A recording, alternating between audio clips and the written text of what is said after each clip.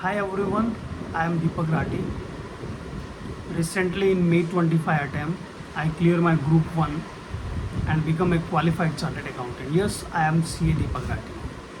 In this video, I am going to share with you study material I used to clear Group 1 of CA final in May 25 attempt. So, पिछले attempt में मेरे 20 to 25 marks का always shortage रहता था और इस attempt में मेरा स्कोर 169 आया. So a 40 marks improvement from my last attempt where I had scored 129 marks. So I will be sharing with you exact material and strategy which I use to make this breakthrough. If you find this video helpful, please like, share and subscribe the channel. Let's get started. So first of all, I would like to start with paper 1 FR. तो जैसा कि सबको पता है कि FR बहुत ही लेंदी है, लेकिन मैंने क्लासेस है वो पहले किसी और फैकल्टी से ली थी और बाद में मैंने स्विच कर आकाश सर से क्लासेस ली. So as you know, Akash sir बहुत ही फ़नी स्टाइल से पढ़ाते हैं और FR को इतना स्मूथ बना दिया उन्होंने कि सही में पढ़ने में मज़ा आ जाता है. और उनसे क्लासेस लेने का सबसे बड़ा बेनिफिट ये भी है कि उनके रिवीजन वीडियो इतने अच्छे हैं कि आप अगर क्लासेस लेकर उनके रिवीजन वीडियोस को देखो तो सही में मज़ा आ जाएगा. इसीलिए तो कहते हैं एक के है भाई साहब. तो ये सर के 2 वॉल्यूम हैं, वॉल्यूम 1 एंड वॉल्यूम 2, जिसमें नोट्स हैं. ये FR डाइजेस्ट कहते हैं इनको. और ये सर के क्वेश्चन बैंक है जो उन्होंने 2 मॉड्यूल में करके रखे हैं. सो ये इस तरह से सारा मैंने उनसे फास्ट ट्रैक लिया था और फास्ट ट्रैक से ही सारा उन्होंने सर ने इसी में पढ़ाया था. इन नोट्स के साथ साथ सर अपना बोर्ड मटेरियल्स भी शेयर करते हैं.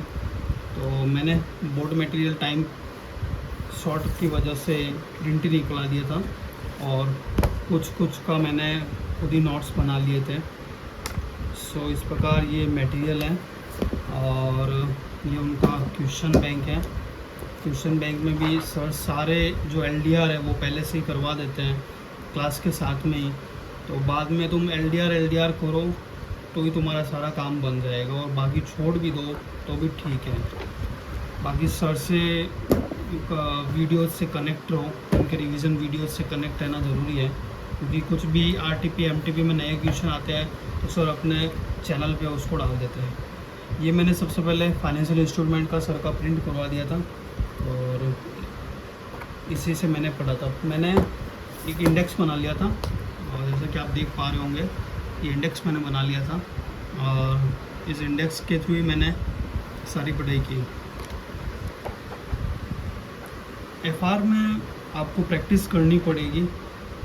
जितना प्रैक्टिस करोगे उतना ही क्लियरिटी ज़्यादा आएगी. जैसे फाइनेंशियल इंस्ट्रूमेंट है, 103 है, 1110 है, ये प्रैक्टिस नहीं करोगे तो एग्ज़ाम में हाथ नहीं चलेगा तुम्हारा. तुम कितना ही भले देख के समझ लो कर लो, हाथ नहीं चलने वाला वहाँ पर.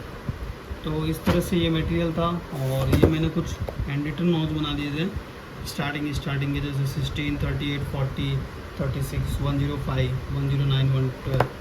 तो ये मैंने नोट्स खुद बना लिए थे. खुद के नोट्स ही बनाने चाहिए, खुद के नोट्स से ज़्यादा क्लियरिटी आती है क्योंकि अपने को समझ में आता है कि अपन कहाँ गलती कर सकते हैं, कहाँ नहीं गलती कर सकते हैं. बट अगर आपके पास टाइम शॉर्ट है तो सर के बोर्ड नोट्स भी बेस्ट है, कोई दिक्कत नहीं है. तो इस प्रकार से मैंने सारा इसमें पढ़ा और ये भी मैंने 1110 का और सारा पढ़ा दिया. सर एक अलग ही लेवल से पढ़ाते हैं और उनका भाई मज़ा आ जाता है. ऐसे में क्लियरिटी लेवल बहुत अच्छा है. ये उन्होंने बाद में जो भी एडिशन हुए थे वो मेरा पास एडिशन 7 था तो एडिशन 8 के सारे क्वेश्चन आ गए थे. इंस्टीट्यूट RTP MTPs में नए क्वेश्चन भी लेके आता रहता है तो उसके लिए सर के चैनल से अपडेट रहो. बस मेहनत करोगे तो ही FR क्लियर हो पाएगा. और FR में हमेशा ही जो तुम क्वेश्चन अटेंड करो उस क्वेश्चन के साथ तुम थोड़ा बहुत उस इंडेक्स के बारे में ज़रूर लिखो। ये चीज़ मैंने इस बार की थी, उसकी वजह से मेरा मार्क्स जो है उनमें से 45 47 आते थे, इस बार वो 56 हो गया। मैं आपको ये भी बताना चाहूँगा कि मैंने जितना इस बार एस्टिमेट किया उतना मेरे को मार्क्स भी आया था। जैसे ये FR का ही है, ये FR का नहीं है, ये FR का। तो ये FR में मैंने 22 मार्क्स इसमें किया था MCQ में, और 34 मार्क्स मैंने इसमें किया था। एग्जैक्ट मेरे 56 मार्क्स बन रहे हैं और एग्जैक्ट ही 56 मार्क्स मेरे मार्कशीट में आए। अब अगर कुछ बोनस दिया है तो वो आंसर शीट आएगी, उसके बाद ही पता चलेगा।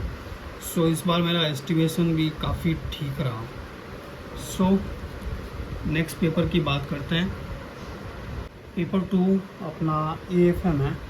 AFM के लिए मैंने अजय सर से क्लासेस ली थी, और अजय सर का कॉन्सेप्ट नोट्स बहुत अच्छा है। उनके कॉन्सेप्ट नोट्स से ही सारे क्वेश्चन बन जाते हैं। तो मैंने तो कॉन्सेप्ट नोट्स अच्छे से कर लिए थे, और कॉन्सेप्ट नोट्स के साथ साथ क्वेश्चन की प्रैक्टिस बहुत ज़रूरी है।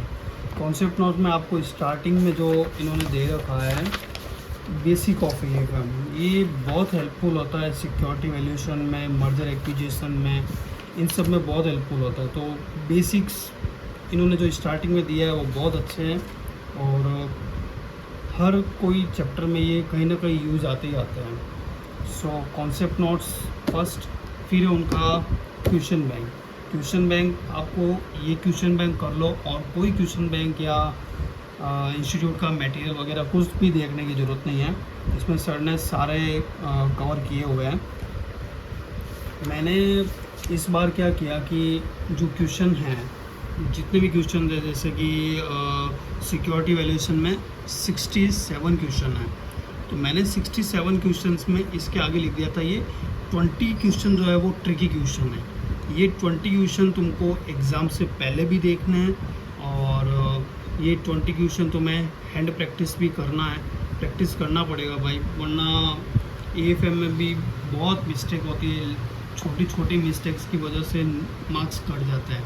तो मैंने टोटल 127 क्वेश्चन है वो ट्रिकी क्वेश्चन बनाए, और इन 127 क्वेश्चन को मैंने एग्ज़ाम से पहले पूरा कवर करने की कोशिश की। तो ये जैसा कि उनका मटेरियल है, मार्केट में सबसे ज़्यादा AFM में अजय सर का ही चल रहा है, तो बेस्ट मटेरियल है। एंड इसके साथ ही मैंने जो भी क्वेश्चन थे उन क्वेश्चन को देखो, जो इंस्टीट्यूट का सॉल्यूशन है वो सॉल्यूशन आप वापस रिवीजन करोगे तो उतना समझ में नहीं आएगा। तो बेस्ट है उन सब के लिए आप नोट्स बना दो। जैसे मैंने सिक्योरिटी वैल्यूएशन, डेरिवेटिव्स, IRR और मर्जर एक्विजिशन, इन सब का नोट्स एक एक क्वेश्चन सॉल्व कर लिया था। सारे क्वेश्चन, केवल ट्रिकी क्वेश्चन नहीं, सारे क्वेश्चन मैंने इसमें सॉल्व कर लिए, क्योंकि आपको एक बार तो पूरा सब देखना ही पड़ेगा। सारा स्टार्टिंग में कवर कर लो, उसके बाद ट्रिकी क्वेश्चन देख लो, बहुत है। उसके साथ ही प्रैक्टिस करो आप KLC पे, क्योंकि KLC से भी गलतियाँ होने की चांसेस रहते हैं। इसमें मेरे पहले नंबर है वो हमेशा ही 56, 57 या 50 के अंदर ही आते थे। तो इस बार मेरा काफ़ी स्कोर इम्प्रूव हो गया, 73 हो गया है। सो इस बार मैंने एक चीज़ और की थी, वो अपना थ्योरीज़ पे भी ज़्यादा फोकस किया था, और इस बार थ्योरी अच्छी खासे आए थे। सो मेरे हिसाब से मेरे थ्योरी में ही 15 मार्क्स तो उसी में आगे होंगे। इस प्रकार ये है। और फॉरेक्स वगैरह के लिए अलग से मैंने लिया था। फॉरेक्स का इम्पोर्टेंस इतना नहीं है, लेकिन फॉरेक्स करना पड़ेगा, क्योंकि क्वेश्चन तो MCQs में भी आ सकते हैं। तो इसमें प्रैक्टिस करो, और जो क्वेश्चन तुमको ट्रिकी लगे वो ट्रिकी क्वेश्चन तुम पहले से मार्क करके रख दो। वो तुमको 1 डे बिफोर एग्ज़ाम देखना पड़ेगा, नहीं तो तुमको फिर क्या है, कुछ ना कुछ छोटी गलती होने का चांसेस रहता है।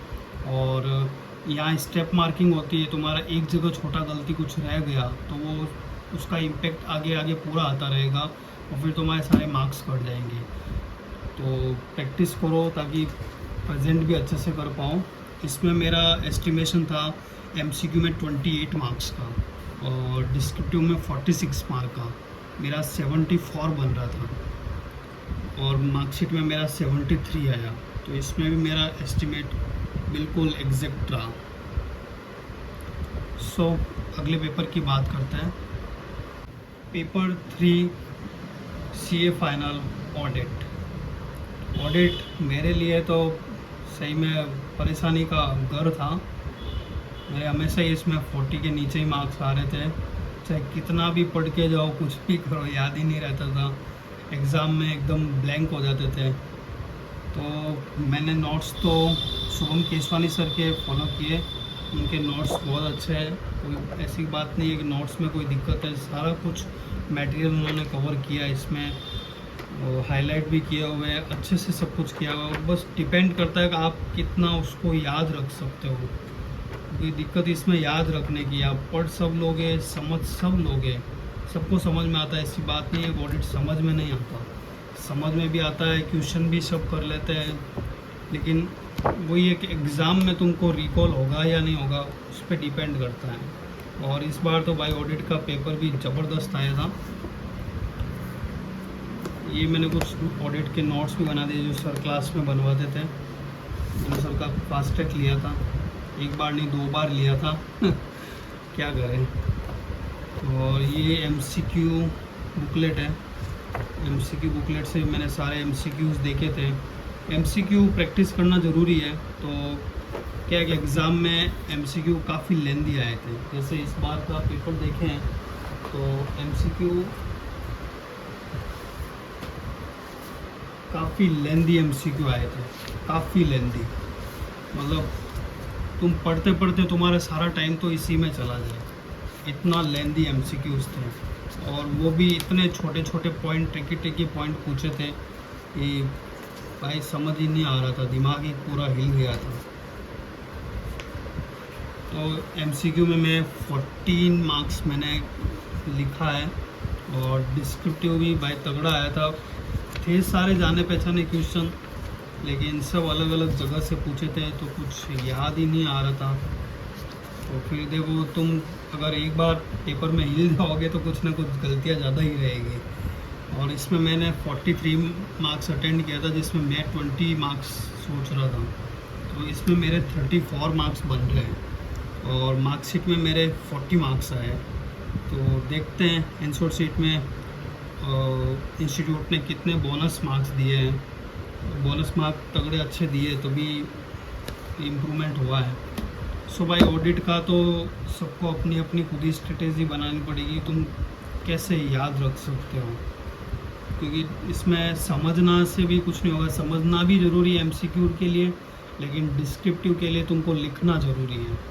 तो लिखने के लिए या तो प्रैक्टिस करो या उसको याद रखो, जैसा भी समझ में आता है, जैसे भी याद रहता है वैसे प्रैक्टिस करो। So that's all of group 1।